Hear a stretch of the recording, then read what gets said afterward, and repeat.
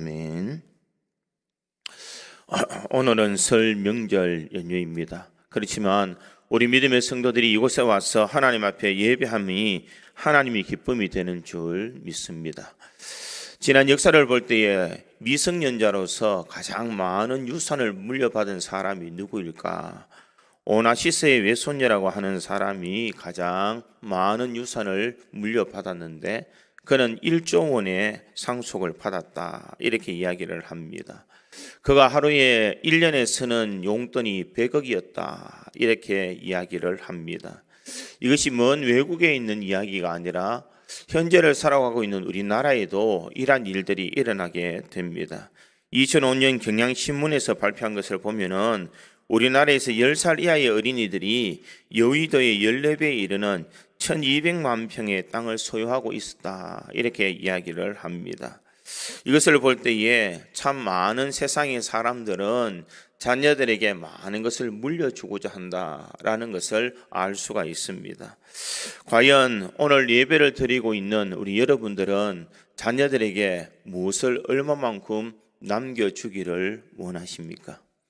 돈이 많아서 자녀들에게 많은 돈을, 땅이 있어서 자녀들에게 땅을 물려줄 수 있는 그런 넉넉함도 우리에게는 없습니다.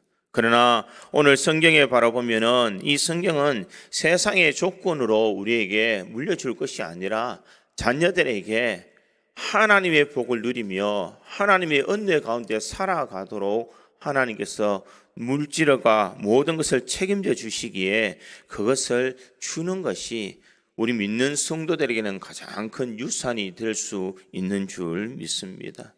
구정이 다가와서 멀리 있는 가족들이 이제 한자리에 다 모이게 됩니다.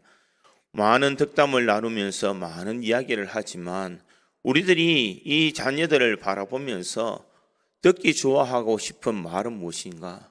자녀들이 잘 되었다, 형통하다, 복받았다, 이런 말을 듣기를 모든 부모들은 원하고 있을 것입니다. 이 설날을 맞이하여서 이런 말을 우리가 누리며 그것을 듣기를 원한다면 우리들에게 자녀들에게 아름다운 것을 잘 물려주어야 이 자녀들이 이러한 것들을 받을 수가 있는 줄 믿습니다. 오늘 우리가 읽었던 이 잠언서는 이 솔로몬이 지었다라고 이야기를 합니다. 솔로몬이 젊은이에게 주는 교훈으로서 오늘 본문 1절에 보니 내 아들아 나의 법을 잊어버리지 말고 내 마음으로 나의 명령을 지키라. 아들아, 이렇게 말하고 있습니다. 자녀들에게 주고 싶은 것, 그것은 자녀들이 누릴 수 있는 그 복을 마음껏 받아 누리기를 원하는 것이 부모의 마음입니다. 성경에 가만히 보면은 성경의 많은 인물들이 자신이 받아 누렸던 많은 것을 상속하는 것을 볼 수가 있습니다. 아브라함은 하나님께 받은 그 은혜를 그의 아들 이삭에게 축복으로 내려주었고, 이삭은 야곱은 요셉에게 대를 이어서 하나님의 귀한 복을 내려주는 것을 볼 수가 있습니다. 이것을 바라볼 때에 우리 믿음의 성도들의 가정에도 바로 이와 같은 아름다운 이 신앙의 유산을 남겨줄 수 있는 은혜가 임하기를 간절히 소망합니다. 할아버지의 믿음이 자녀에게 임하고 자녀의 그 믿음이 그 후손들에게 임할 때에 하나님의 복이 천대까지 반드시 임하는 줄 믿습니다. 그렇다면 우리가 자녀들에게 물려줄 것은 과연 무엇이 있을까? 저는 오늘 본문의 말씀을 통하여서 이것을 생각해 보므로 우리 믿음의 성도들의 가정에 하나님 앞에 귀한 은혜를 받아서 자녀들에게 귀한 것을 물려주므로 모든 성도들의 가정이 믿음의 아름다운 명문 가문이 될 수 있기를 주님의 이름으로 축원드립니다. 첫째로 이 자녀에게 물려줄 것은 하나님의 말씀을 물려주어야 됩니다. 오늘 본문 1절과 2절을 보니 내 아들아 나의 법을 잊어버리지 말고 내 마음으로 나의 명령을 지키라. 그리하면 그것이 내가 장수하여 많은 해를 누리게 하며 평강을 더하게 하리라. 이렇게 말합니다. 우리가 읽었던 이 성경을 가만히 보면 계속 반복되는 단어가 있습니다. 그리하면이라는 단어입니다. 그리하면 이와 같은 은혜를 누리고 그리하면 이와 같은 복을 누린다라고 말하고 있습니다. 말씀에 순종하는 사람, 말씀에 순종하며 하나님의 명령을 지키며 나갈 때에 그리하면 장수하고 많은 해를 누리고 평강을 다하게 하리라, 이렇게 말씀하고 있습니다. 말씀이 그 삶의 척도가 되고 그 말씀이 살아 역사되어질 때에 자녀의 인생이 가장 거룩하고 복되게 살아갈 수가 있다는 것입니다. 우리가 인생을 살아갈 때에 내가 잘 살아가고 있는지, 내가 못 살아가고 있는지 우리가 볼 수 있는 그 방법은 무엇일까? 거울이 있어야 우리 얼굴을 보는 것처럼 하나님의 말씀이 있어야 우리는 우리의 삶을 바라볼 수가 있는 줄 믿습니다. 하나님의 말씀이 우리 속에 있을 때에 나의 모습이 거짓된 모습인지 아니면은 내가 하나님 앞에 바로 서 있지 않는 삶을 살아가는지 우리가 이것을 바로 볼 수 있다는 것입니다. 그러기에 말씀이 내 속에서 역사되어질 때에 이것을 통하여서 우리 자녀들이 더 많은 은혜와 복을 누릴 수 있는 줄 믿습니다.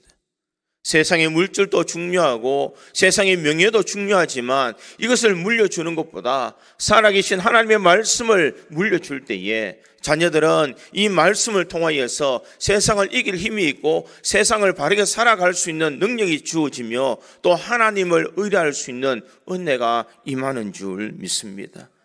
그러기에 시편 기자는 시편 110편 165절에 이렇게 말합니다. 주의 법을 사랑하는 자에게는 큰 평안이 있으니 저에게 장애물이 없으리이다. 하나님의 말씀을 의지하는 자에게는 큰 평안을 주기에 그 앞에 장애물이 없을 것이다, 이렇게 말하고 있습니다. 세상을 살아갈 수 있는 힘은 어디 있을까? 말씀이 우리 속에 역사되어질 때에 그 말씀을 의지해서 우리는 세상을 능히 이겨나갈 수가 있는 줄 믿습니다. 그러기에 말씀을 가까이 하는 인생이 세상을 지혜롭게 살아갈 수 있으며 말씀을 가까이 하는 인생이 어두운 세상을 밝혀 살아갈 수 있는 은혜가 주어주는 줄 믿습니다. 그 말씀이 어떻게 해야 그 말씀을 우리가 지키며 자녀들에게 물려줄 수 있을까? 오늘 성경 3절과 4절은 이렇게 이야기를 합니다. 오늘 보면 3절과 4절에 보니 인자와 진리가 내게서 떠나지 말게 하고 그것을 내 목에 매며 내 마음판에 새기라. 그리하면 내 하나님과 사람 앞에서 온총과 귀중히 여김을 받으리라, 이렇게 말하고 있습니다. 하나님의 말씀을 내 목에 매어라. 이 말은 무엇인가? 그만큼 말씀을 가까이 해라. 내 생활 속에서 하나님의 말씀을 가까이 하고 내 생명보다 내가 사랑하는 그 어떤 것보다 말씀을 더 의지하며 믿음의 길을 달려가야 됨을 말하고 있습니다. 여기에서 인자와 진리라고 말하고 있는데 인자는 바로 하나님의 사랑, 헤세드라는 것을 이야기를 합니다. 하나님의 사랑이 내 속에 임하도록 하나님의 말씀, 그 진리의 말씀이 내 속에서 역사되어질 수 있도록 내 목에 그것을 메고 있으라. 내 목숨보다 그것을 소중하게 여기며 그 말씀을 따라 순종할 때에 하나님께서 너에게 베풀으시는 은혜와 복이 있다라는 것을 말하고 있습니다. 우리의 신비 속에 마음속에 이것을 새겨 넣을 때에 하나님이 우리에게 베풀으시는 은혜가 바로 세상이 가질 수 없는 은총과 귀중함을 받을 수 있는 은혜를 주심을 우리에게 말하고 있습니다. 내가 많은 것을 물려주지 못하지만 살아계신 하나님의 말씀을 물려줄 때에 자녀들이 이 말씀을 통하여서 세상에서 바로 살아갈 수 있고 또한 모든 사람들 앞에 귀중히 여김을 받을 수 있는 복을 누릴 수가 있는 줄 믿습니다. 나는 과연 자녀들에게 줄 말씀이 있는가? 내가 자녀들에게 물려줄 나의 신앙에 그런 말씀이 있는가라는 것을 생각해야 될 줄 믿습니다. 말씀은 주입으로 내가 이 말씀대로 살아라라고 해서 자녀들이 살아가는 것이 아닙니다. 이 말씀을 물려주기 위해서는 앞선 부모님들이 이 자녀들에게 말씀 안에 살아가는 삶을 본을 보여주어야 된다는 것입니다.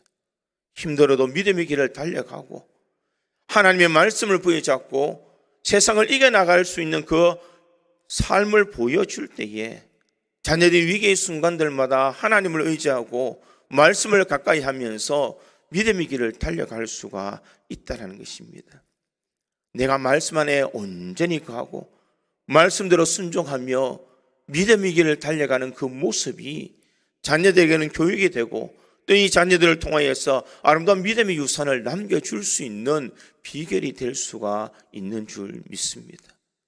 오늘 말씀처럼 우리가 하나님의 말씀을 내 목에 맬 수 있는 것만큼 말씀을 소중하게 여길 수 있기를 간절히 소망합니다. 이 명절이 되면 이 목사에게는 큰 부담감이 있습니다. 왜냐? 요즘 세상 문화들이 이 명절이 되면은 특히 주일, 오늘같이 주일날 명절이 되면 가정들마다 먼 곳에서 가족끼리 모여서 즐거운 시간을 보내려고 하는 것이 문제라는 것입니다. 사람들이 하나님을 경외하는 방법을 잊어버리고 가족끼리 모여서 화목하고 즐거운 것이 그 인생의 전부라고 생각하면서 그들이 즐거운 곳에 있어서 좋고 행복한 시간을 보낸다라고 말하지만 그 행복은 잠시 잠깐의 행복이라는 것을 잊지 말아야 됩니다. 명절이 되면 하나님을 잊어버리는 수많은 사람들을 볼 수가 있습니다. 예수의 그 사랑을 잊어버리며 세상을 향하여서 달려가는 수많은 사람들이 있다라는 것입니다. 이것을 볼 때에 항상 이 명절이 되면 영적인 싸움이 시작이 됩니다. 그래서 늘 기도하기는 하나님, 우리 믿음의 성도들이 이 명절 때문에 범죄하지 않도록, 이 명절 때문에 주의를 범하지 않도록, 이 명절 때문에 하나님을 떠나는 인생이 없도록 하나님 도와주십시오. 이것이 바로 이 목사의 기도라는 것입니다. 사랑하는 성도 여러분, 우리가 믿음의 길을 달려갈 때에 우리가 바른 믿음의 본을 보이지 못한다면 자녀는 험악한 세상을 바르게 살아갈 수가 없다라는 것입니다. 세상을 이기며 세상에서 능력 있는 그리스도인으로 살아갈 수 있는 그 방법이 자녀들에게 아름다운 믿음의 본을, 말씀의 삶을 살아가는 그 모습의 본을 보일 때에 그들이 하나님의 말씀을 가까이 함으로써 주님께서 베풀어 주시는 놀라운 은혜와 복을 경험할 수가 있는 줄 믿습니다. 이곳에 오신 모든 분들은 바로 자녀들에게 이런 신앙의 아름다운 유산을 남겨주는 성도인 줄 믿습니다. 자녀에게 하나님의 거룩한 살아계신 말씀을 물려줌으로써 자녀들이 잘되고 형통할 수 있는 놀라운 은혜를 경험할 수 있기를 주님의 이름으로 축원드립니다. 두 번째로 이 자녀들에게 물려줄 것은 여호와를 의뢰하는 것을 물려줘야 됩니다. 오늘 보면 5절과 6절에 보니 이렇게 기록합니다. 너는 마음을 다하여 여호와를 신뢰하고 내 명철을 의지하지 말라. 너는 범사에 그를 인정하라. 그리하며 내 길을 지도하시리라. 사람이 똑똑한 것 같아도 얼마나 부족하고 모자란 것이 많은지 모릅니다. 내가 살아가는 순간 속에서 내가 결정하고 내가 하는 모든 것들이 잘 될 것처럼 사람들은 다 생각하고 있습니다. 그러기에 수많은 사람들이 새로운 일을 시작하다가 자신이 성공할 것을 믿고 확신하며 나갔지만 결국 그것이 성공하지 못하며 힘든 순간을 겪을 때가 많다는 것입니다. 그러기에 성경은 무엇을 말할까? 내 명철을 의지하지 말아라. 네가 세상을 살아가는 지혜가 있다라고, 네가 세상을 지혜롭게 살아갈 수 있는 능력이 있다고 착각하지 말아라라는 것을 말하고 있습니다. 내 인생을 여호와 앞에 의탁해라. 하나님 앞에 모든 것을 맡기며 너희 인생을 주님 앞에 맡기는 연습을 해야 하나님께서 너희 길을 지도해 주실 것이다. 너희 삶을 은혜로, 네가 복된 삶을 살아갈 수 있도록, 세상의 악에 사무치지 않도록 하나님께서 너를 지켜주시고 보호해 줄 것을 말씀하고 있습니다. 그러기에 우리는 마음을 다하여 여호와를 의뢰하고 우리 명철을 의지하지 않는 지혜로운 마음을 가져야 될 줄 믿습니다. 하나님을 인정하는 사람, 하나님을 의탁하며 모든 것을 맡기는 인생이 그 인생이 가장 거룩하고 복되게 살아갈 수 있도록 하나님께서 인도해 주시는 줄 믿습니다. 우리는 이스라엘 백성들이 출애굽의 광야의 여정을 알고 있을 것입니다. 그들이 지혜를 생각하면 자신들이 돌아가야 될 가나안 땅을 쉽게 갈 수 있는 길도 알고 있었습니다. 그러나 그들이 의지한 것은 하나님께서 그들을 인도해 주시는 이 구름 기둥과 불 기둥을 그들은 따라다녔습니다. 왜? 하나님께서는 가까이 갈 수 있는, 쉽게 갈 수 있는 그 길을 내버려 두고 왜 어렵고 험한 이 광야의 길로 이스라엘 백성들을 인도해 주셨을까? 사람의 생각으로 바라보면은 그것이 척박한 땅이고 힘든 땅이라고 생각하며 원망과 불평의 마음이 있을 수도 있습니다. 그러나 하나님께서는 그 광야의 길을 통하여서 하나님을 의지하는 삶, 하나님을 바라보는 삶, 하나님과 동행하는 삶이 어떤 삶인지를 보여주고 그렇게 살아갈 때 그 인생을 책임져 주시는 하나님의 은혜를 경험하기를 주님께서는 원하셨다는 것입니다. 우리 인생도 마찬가지입니다. 세상을 지혜롭게 살아갈 수 있는 사람은 어떤 환난이나 어떤 역경이 오더라도 그것을 이겨나갈 수 있는 힘과 능력이 있는 사람이 세상을 바르게 살아갈 수가 있는 줄 믿습니다. 물질이 많다고 내 배경이 든든하다고 해서 세상을 잘 살아갈 수 있는 사람은 아니라는 것입니다. 그러기에 우리들이 자녀들에게 물려줄 수 있는 것은 여호와를 의뢰할 수 있는 마음, 하나님을 경외할 수 있는 그런 신앙을 전수해 주어야 될 줄 믿습니다. 그럴 때에 세상에 아무리 변하고 세상에 아무리 어려움이 우리에게 닥치더라도 너희 그것을 지혜롭게 이겨나갈 수 있는 힘과 능력이 생기는 줄 믿습니다. 지금 세상이 얼마나 악한지 모릅니다. 내가 악인 줄도 모르며 세상에 악에 빠져 있는 수많은 사람들이 있습니다. 세상의 모든 풍조들이 이 악한 세상 속에서 우리 자녀들을 지켜나갈 수 있는 힘과 능력은 우리에게는 아무것도 없습니다. 세상의 교육도, 세상의 윤리도, 세상의 법도 우리 자녀들을 그런 악한 세상 속에서 바르게 가르칠 수 있도록 인도해 줄 수 있는 것은 아무것도 없다라는 것입니다. 그리고 오늘 성경 본문은 뭐라고 말하고 있습니까? 오늘 보면 7절과 8절에 보니 스스로 지혜롭게 여기지 말지어다 여호와를 경외하며 악을 떠날지어다 이것이 내 몸에 양약이 되어 내 골수를 윤택하게 하리라 이렇게 말하고 있습니다. 하나님의 여호와를 경외하는 마음, 그 마음이 악에서 떠날 수 있는 힘이 됨을 우리에게 말하고 있습니다.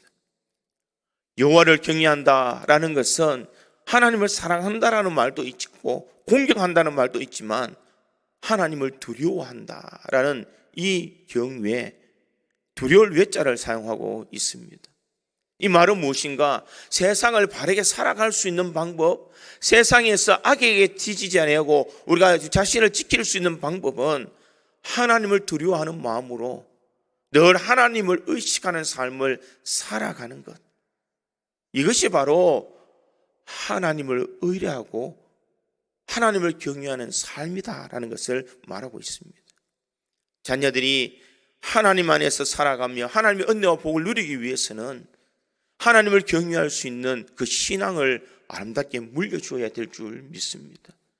하나님은 우리 눈에 보이지 않지만 지금도 우리를 바라보고 계시고 우리와 함께하고 계시며 우리의 일거수일투족을 다 알고 계시는 하나님, 그 하나님이 지금 불꽃 같은 눈동자로 보고 계시다는 것을 우리 자녀들에게 가르쳐 줄 때에 세상을 가장 바르고 정직하게 살아갈 수 있는 삶을 살아갈 수 있는 줄 믿습니다. 세상의 교육이 자녀들을 정직하게 살아갈 수 있도록 만들 수가 없습니다. 세상의 어떤 법이 자녀들을 바르게 살아갈 수 있도록 만들어 줄 수 있는 비결은 없습니다. 하나님을 의식하며 믿음의 길을 달려갈 때에 그 하나님의 은혜와 그 복이 우리 자녀들에게 임하는 줄 믿습니다. 아무리 험악한 세상이 오더라도 여호와를 의지할 수 있는, 여호와를 경외하며 하나님을 두려워할 수 있는 자만이 하나님의 인도하심과 하나님의 지도해 주심의 은혜를 누릴 수가 있는 줄 믿습니다. 우리는 성경에 보면은 다윗의 삶을 잘 알 수가 있습니다. 다윗이 골리앗을 무찌르고 그런 승승장구할 것 같았지만 그는 사울의 미움을 받아서 도망자의 삶을 살아가게 됩니다. 광야로서 수많은 곳을 배회하며 자신의 장래가, 자신의 미래가 어떻게 살아가야 될지 알 수 없는 인생의 삶을 살아갔지만 그 삶의 하나하나를 하나님께서는 인도해 주시더라는 것입니다. 이스라엘 왕이 될 수 있도록 그가 모든 사람들에게 뛰어난 사람으로서 지금도 이스라엘 사람들에게 가장 존경받는 사람으로 살아갈 수 있도록 하나님께서는 다윗의 삶을 인도해 주시더라는 것입니다.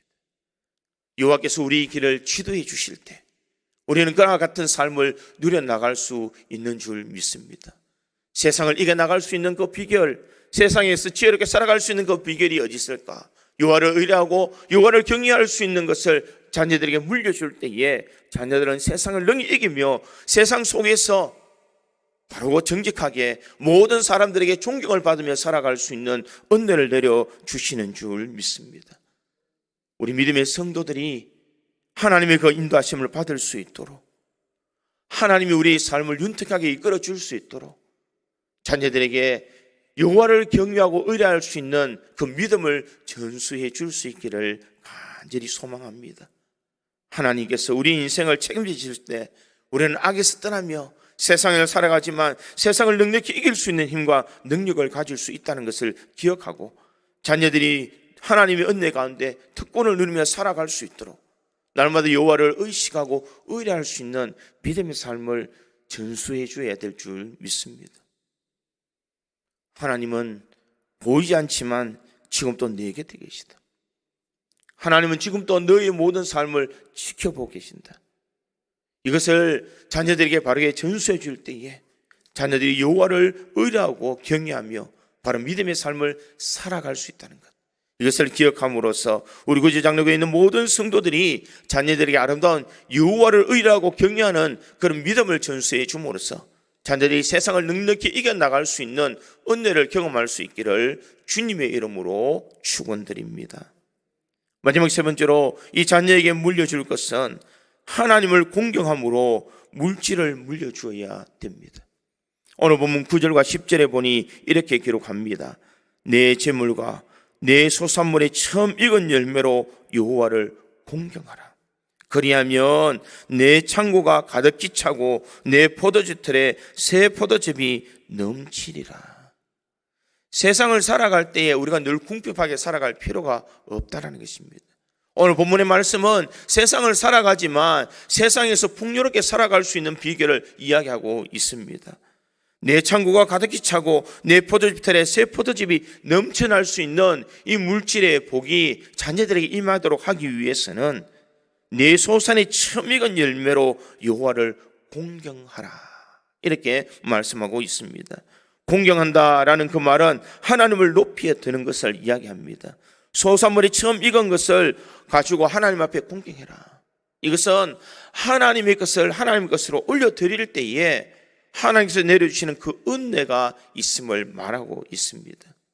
많은 학자들은 이 본문을 가리켜서 이 처음 익은 열매는 11조를 이야기한다라고 이야기를 합니다. 하나님 앞에 처음 것을 드리는 인생이 가장 복된 인생임을 말하고 있습니다. 성경은 심은 대로 거두는 비결을 우리에게 말하고 있습니다. 사람이 무엇을 심든지 그대로 거두리라. 물질을 위해서 우리가 하나님 앞에 예물을 드릴 때에 우리 물질의 아름다운 열매를 거둘 수 있는 줄 믿습니다. 우리가 하나님 앞에 심는 것만큼, 우리가 기도로서 심는 것만큼 하나님께서 우리들에게 베풀어 주시는 은혜가 임하는 줄 믿습니다. 나는 자녀들을 위해서 무엇을 심을 수 있을까? 자녀들이 원하는 것, 자녀들이 기뻐하는 것, 내가 물려줄 수 있는 것을 우리가 심어 줄 수 있는 신앙이 있어야 될 줄 믿습니다. 고린도후서 9장 10절에 보니 심는 자에게는 씨와 먹을 양식을 주시는 이가 너희 심을 것을 주사 풍성하게 하시고 너희 의의 열매를 더하게 하시리라. 하나님께서 열매를 더해 주신다라는 것을 말하고 있습니다. 이 세상에 살아가는 사람들 중에 물질을 싫어하는 사람이 과연 있을까요? 없습니다. 아마 없을 것입니다. 자녀들이 믿음으로 잘 살아가고 또 이 땅의 삶을 살아갈 때에 부족함이 없이 살아갈 수 있도록, 물질의 복을 받을 수 있도록 처음 익은 열매를 주님 앞에 드릴 수 있는 그런 신앙이 있어야 될 줄 믿습니다. 내 재물과 내 소산물이 처음 익은 열매로 여호와를 공경하라. 그리하면 하나님께서 창고가 가득할 수 있도록, 포도즙이 틀이 넘쳐날 수 있도록 만들어 주심을 말하고 있습니다. 우리가 잘 아는 맨솔레담이라는 로션이 있습니다. 이 로션을 지은 사람이 바로 맨솔레담의 창업자였던 하이드라는 사람의 이야기가 있습니다. 그는 은혜를 체험하고 하나님 앞에 11조를 내기로 결단을 하게 됩니다. 그는 이런 결단을 할 때에 10만 달러의 부채가 있었다라고 그렇게 이야기를 합니다. 이 부채를 가지고 있었음에도 그는 하나님 앞에 11조를 드리기 시작합니다. 그때 많은 직원들이 웅성거리기 시작합니다. 사장님, 이것은 경제의 원칙에 맞지 않습니다. 빚을 지고 있는 사람이 빚부터 갚아야지 어떻게 11조부터 갚는다는 말입니까? 그럴 때에 이 맨솔레담의 회사의 이 사장이었던 하이드가 이렇게 말합니다. 나는 부채 상환하는 것보다 도둑질한 것을 먼저 갚는 것이 타당하다고 생각한다. 그랬더니 직원들이 놀라서 사장님 무엇을 도둑질했습니까? 그러자 하이드는 이렇게 말합니다. 나는 하나님의 11조를 도둑질한 도둑이요. 이렇게 말을 합니다. 하나님은 이 하이드의 그 마음 중심을 보시고 그가 백만장자가 될 수 있는 은혜를 주셨다는 것입니다. 하나님을 공경하는 것은 우리 부담이 아니라는 것입니다. 하나님 왜 그렇게 우리들에게 집요하게 하나님 앞에 귀한 것을 드리라고 말하고 공경하라고 말할까? 그것은 우리에게 복을 주시고자 하기 때문이라는 것입니다. 더 많은 은혜를 누리고 더 많은 것을 누릴 수 있도록 만들기 위해서 하나님은 너희에게 귀한 것을 드려보아라라고 이야기를 합니다. 하나님은 그저 우리가 그 물질을 받아 누릴 수 있도록 만드시는 것이 아니라 우리 믿음의 분량을 크게 만들어서 어떤 물질이 오든지 어떤 재물이 우리 속에 오든지 내가 신앙이 변하지 아니하고 믿음이 변치 않는 삶을 살아갈 수 있는 그 믿음의 분량이 세워질 때에 하나님께서는 우리에게 물질의 복을 허락해 주시는 줄 믿습니다. 물질을 주면 하나님을 떠나버리고 물질을 주면 하나님을 모른 척 해버리는 그런 인생에게 하나님은 절대로 이 물질의 복을 주시지 않는다는 것입니다. 그러기에 자녀들에게 하나님의 풍성한 은혜와 복을 누리도록 만들기 위해서는 자녀들과 그 물질을 받아 누리고 하나님을 더 공경하며 섬길 수 있는 여호와를 공경할 수 있는 그 믿음을 심어주어야 될 줄 믿습니다. 그럴 때 자녀들이 잘 되고 형통하며 은혜의 삶을 누릴 수가 있습니다. 세계적인 도너츠 상표인 던킨 도너츠의 창업주였던 이 로젠버그는 자신의 성공을 이렇게 이야기를 했습니다. 나는 가난과 교육을 받지 못한 환경에서 자랐습니다. 그러나 하나님께서 늘 저의 모든 짐을 맡아주셨습니다. 성공은 사람의 지식에 있지 않고 하나님께 대한 태도에 달려 있다고 믿습니다. 내가 성공할 수 있는 것은 하나님을 공경할 수 있는 태도에 있었다라고 그렇게 고백하고 있습니다. 우리 사랑하는 성도 여러분, 자녀들에게 이와 같은 이 복을 누릴 수 있도록 하나님 앞에 공경할 수 있는 그 신앙을 심겨줄 수 있기를 간절히 소망합니다. 그러할 때에 자녀들이 주의 은혜 안에서 복된 삶을 누리며 더 형통한 삶을 살아갈 수가 있습니다. 우리의 삶이 하나님의 은혜 속에 다 잘되고 형통하기 위해서는 자녀들에게 아름다운 것을 물려주어야 됩니다. 우리 자녀들에게 하나님의 말씀을 물려줄 수 있는 우리 성도들이 되기를 간절히 소망합니다. 여호와를 의뢰하고 경외하는 그 신앙을 물려줄 수 있기를 간절히 소망합니다. 하나님을 공경하는 공경함으로써 물질을 물려줄 때에 자녀들이 더욱더 잘되고 세상을 힘있게 살아갈 수 있는 은혜가 임하는 줄 믿습니다. 우리 구주장로교에 있는 모든 성도들과 살아있는 모든 자녀들이 이와 같이 아름다운 신앙의 유산을 잘 남겨서 참으로 자녀들이 더욱더 잘되고 복된 삶을 누릴 수 있는 은혜가 충만하기를 주님의 이름으로 축원드립니다. 같이 기도하겠습니다.